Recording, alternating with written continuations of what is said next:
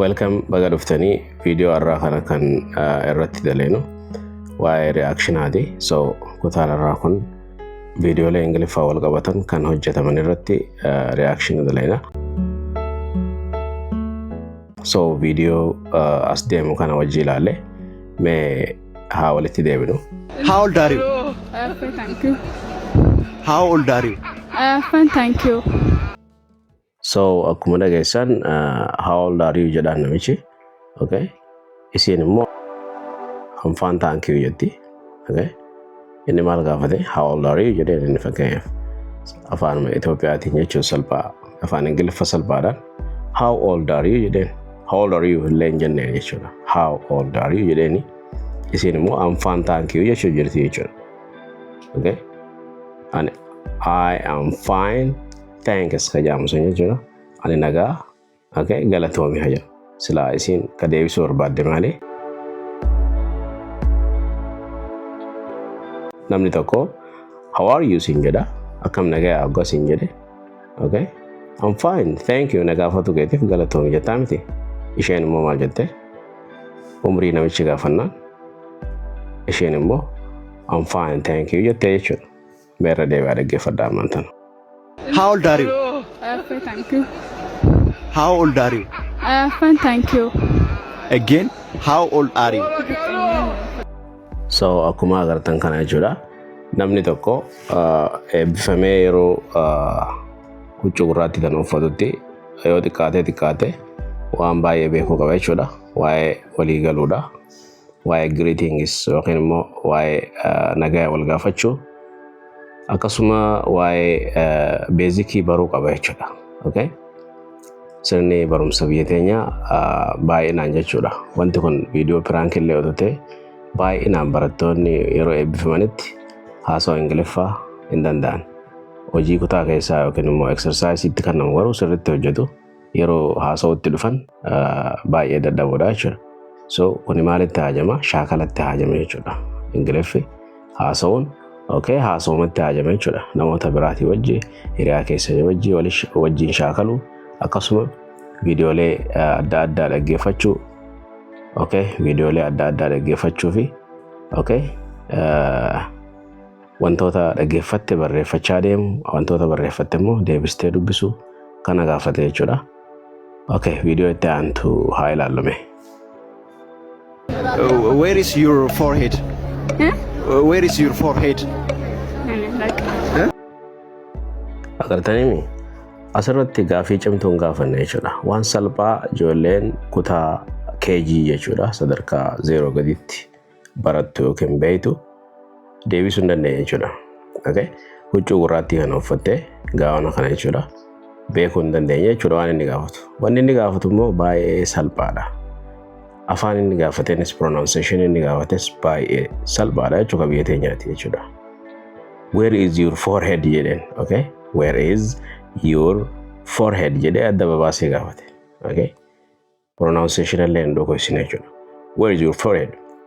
Where is your forehead? In jenneen amma akkatti xiqqishee yoo ta'e dhukate fakkaata jechuudha. Where is your forehead? Yoo jedhaniin tarii hin beeku ta'a jechuudha dhukatee jira waan ta'eef. So where is your forehead? Okay jedhee gaafataa jira. Okay kana jechuun forehead jechuun adda jechuudha Ingiliffaadhaan akkasii mire addi ta'e eessa jirti jechaan jira. Isheen immoo inni alaaqam jechuu jirti jechuudha hin beeku jechuu jirti.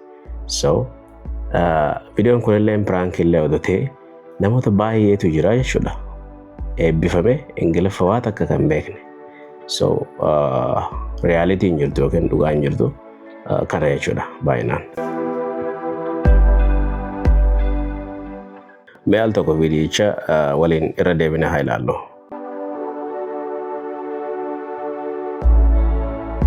Maal jechaa jiran irra deebinee haa ilaallu. Where is your forehead? Where is your forehead? Where is your forehead? Mockery. Where is your forehead? ያለበትን ቦታ ነው ማለት ያለበትን ቦታ ነው ማለት So akkuma dhageessan maaltu jira? Where is your forehead? Is it done? where is your forehead yeroo jedhutti weerii tana dhageessee jirti ta'a. Where jechuun eessa akka jirtu itti fakkaate jechuudha. Where jechi jettu eessa akka jedhu ni beekti. So where is your forehead yeroo jedhuun yaallahubbatin bootaa namatti lau jettee waan akkasiiti. Bakkaan jiru na gaafataa jirtaa jechuu jirti jechuudha. So waan iddoo isiin jirtu gaafataa jiru itti fakkaataa jira jechuudha xumura irratti akka dhageenyetti jechuudha. So it is shameful, okay? Baay'ee qaanyiidha jechuudha. So kanaaf afaan kanatti jabaachuu qabda jechuudha. Namni viidiyoo kana ilaalaa jiru hundi okay, guyyuu yoo jechoota 10 qabate ji'atti meeqaan qabadha, amatatti meeqanaa ta'a yookiin waggaatti meeqanaa dhufa jettee yaaduu qabda jechuudha. So jabaachuu qabdu jechuudha. Wanni hin jijjiiramne hin jirtu. Okay? Wantoota dogoggora kanaa kana sirreeffachuudhaaf falli maalii yoo jennute listening skill keenya guddifachuu qabna jechuudha. Viidiyoolee adda addaa akka waliin dhaggeeffannu ta'a. Dhaggeeffanne maal jee laata akka jedhu waliin xiinxallaa jechuudha. Akkamitti akka warri native speakeriin kun jettu yookiin dubbataan afaan sanii akkamitti akka isaan jechoota san afaan keessaa baafatan yookiin immoo himoota san akkamitti akka ijaaran okay, viidiyoolee gaggabaabdurraa ilaalaadha. Waliin kan xiinxallu yookiin immoo waliin hiikaa isaa kan ilaallu ta'a jechuudha. Mee viidiyoo kanaa waliin dhaggeeffannu. You're going to be 94 tomorrow. 94? Yep. I born 1932? Yep, and you're going to be 94 tomorrow. How'd you know that? Because I can do math. Alright. Osoo waliin ilaalle takka takkaan jechuudha wanta isaa waliin jedhan. Okay, maal waan jedhan isin fakkaatame. Sakandii 5 itti yaadame. Alright, waliin ilaallume. You're going to be 94 tomorrow. Wanni inni jedhan you're gonna be 94 tomorrow jedhan jechuudha. Kana jechuun boru umriin ta'e 94 tahaa jechuu jira jechuudha. 94? Yep. I born 1932? Yep. Asirratti immoo wanni inni jedhani 94 jechaa jira jechuudha. 94 immoo yep jedhan kan jechuudha. And you're going to be 94 tomorrow. How'd you know that? Because I can do math. Asirratti maal kan walii jedhan isinitti fakkaatame tilmaamtanii? Alright, akkan waliin jedhan. And you're going to be 94 tomorrow. How'd you know that? Because you're gonna be 94 tomorrow jedhani. You're gonna be 94 tomorrow jechuun boru 94 taati jechuudha umriin teeti. San booda maal jedhan jaarsi? How do you know that?